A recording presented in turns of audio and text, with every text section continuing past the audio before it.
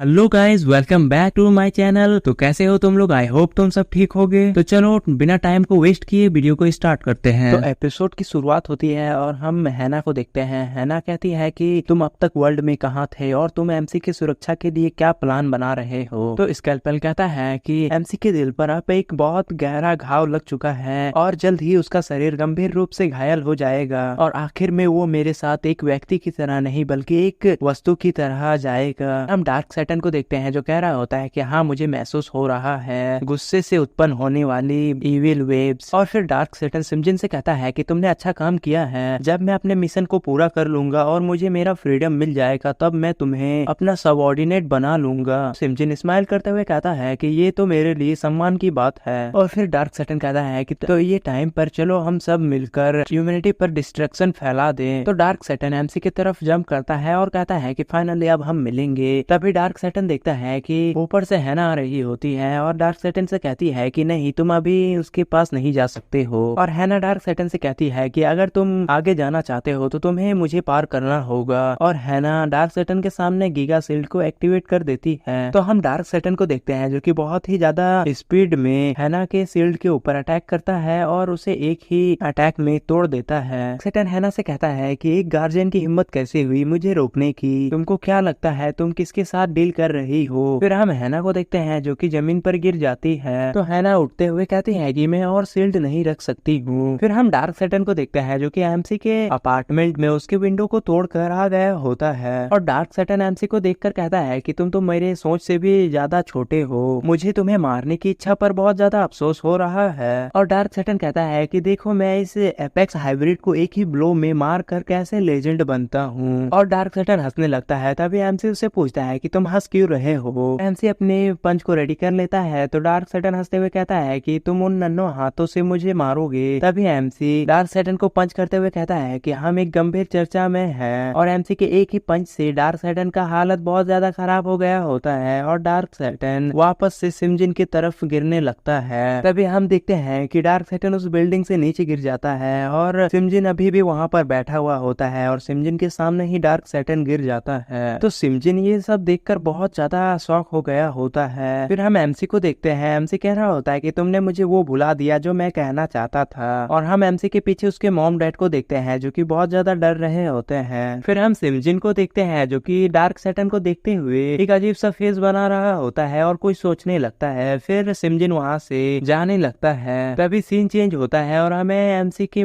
Dad को दिखाया जाता है जो कि वहां से भाग रहे होते हैं और कह रहे होते हैं कि मैं और नहीं सह सकता, मुझे यहाँ से निकलना है। तो एमसी अपने डैड को रोक लेता है और कहता है कि कहाँ जाना है। तो एमसी के फादर कहते हैं कि मैंने वो सब किया जो मैं कर सकता था। हमारा मिशन तुम्हारे 19 साल होने तक का ही था। और हम एमसी की मॉम को देखते हैं जो ये सब देख रही होती है। तभी एमसी अपने पावर से अपने मॉम डैड को पास लाने लगता है। तो एमसी की मॉम कहती है कि होश में आओ। तो एमसी के फादर एमसी से कहते हैं कि फिर भी हमें तुमसे अफेक्शन है क्योंकि हमने तुम्हें पाला है। एमसी की मॉम एमसी से पूछ रही होती है कि तुम हमें मारोगे तो नहीं ना? आखिरकार हम तो सिर्फ सर्वेंट हैं, है ना? एक सर्वेंट को तुम्हारी देखभाल करने के लिए नियुक्त किया गया था जब तक कि तुम 19 साल के नहीं हो जाते हो। और हम एमसी के फादर को देखते हैं जो कि बहुत ज्यादा डर रहे होते हैं और वो एमसी की मॉम से कहते हैं कि शांत हो जाओ, तुम और सब मत बिगाड़ो। तभी दिखाया जाता है कि एमसी अपने पावर को रिलीज कर रहा होता है। तो एमसी के फादर एमसी से कहते हैं कि तुम्हें याद है जब मैं तुम्हें अपनी पीठ पर बिठा कर घुमाता था? मैंने बिना किसी की परवाह किए कड़ी मेहनत की जैसे कि तुम मेरे बच्चे हो। हाँ मानो ये असली है। तभी एमसी की मॉम कहती है कि तुम ही हो जो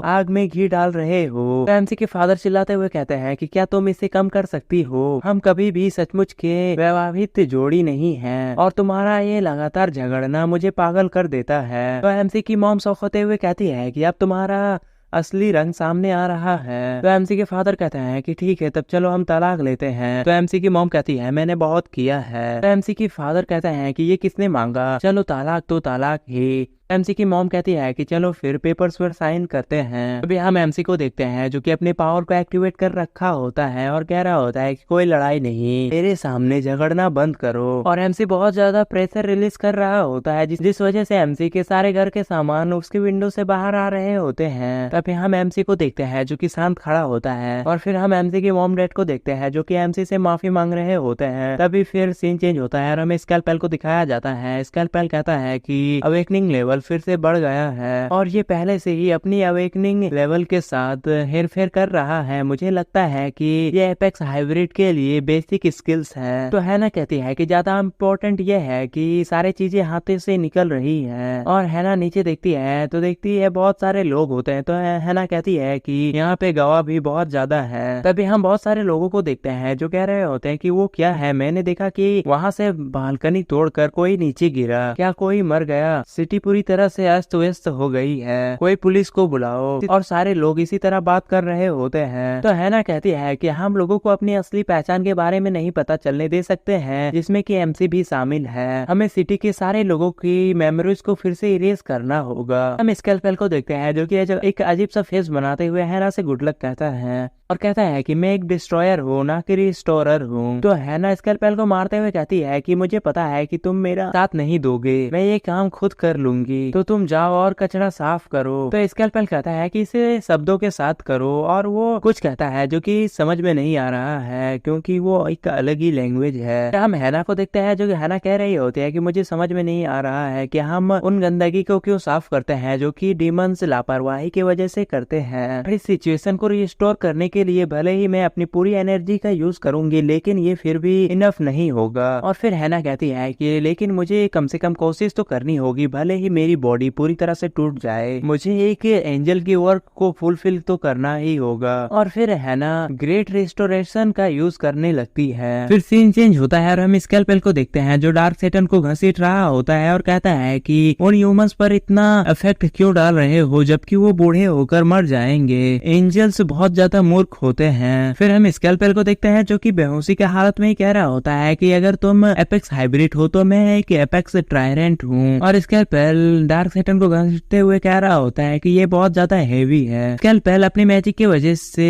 एक हेल का पोर्टल ओपन करता है। स्कैल्पेल डार्क सेटन को उस हेल के पोर्टल में फेंक देता है और कहता है कि अब तुम नर्क में जाओ, ठीक है मैं वहीं से आया हूँ। फिर सीन चेंज होता है और हम स्कैल्पेल को देखते हैं। स्कैल्पेल कहता है कि मेरे लिए लूसीफर से हाय कहना। फिर हम हैना को देखते हैं जिसकी मैजिक की वजह से पूरी सिटी में एक गोल्डन लाइट फैलने लगती है और उस गोल्डन लाइट की वजह से सिटी के सारे लोग अपने अपने मेमोरी को भूल रहे होते हैं। तो एक कार वाला कहता है कि मैं कहाँ जाने की कोशिश कर रहा था, हे भगवान मैं अपनी मेमोरी लॉस से परेशान हूँ। और हैना की मैजिक की वजह से डार्क सेटन ने जितना भी तबाही मचाई थी वो सारे वापस से रिस्टोर हो गए होते हैं। और फिर हम उस बस को देखते हैं जिसे डार्क सेटन ने पूरी तरह से तोड़ दिया होता है। बस का ड्राइवर कहता है कि मैं झपकी लेने लगा और मैंने सपना देखा कि बस टूट रही है, ये कैसा नाइटमेयर था। और फिर हमें एमसी की बिल्डिंग को दिखाया जाता है, वहाँ पर भी सारे कुछ पहले जैसा हो गया होता है। फिर हम उन सभी लोगों को देखते हैं जो कि एमसी की घर की तरफ देख रहे होते हैं और बात कर रहे होते हैं। वो कह रहे होते हैं कि मैं यहाँ क्यों हूँ और बालकनी कितना सुंदर है और मैं अभी यहाँ पर आया हूँ, तो तुम्हारा क्या मतलब है पुलिस से, रुको मैं किसके साथ डेटिंग कर रहा था।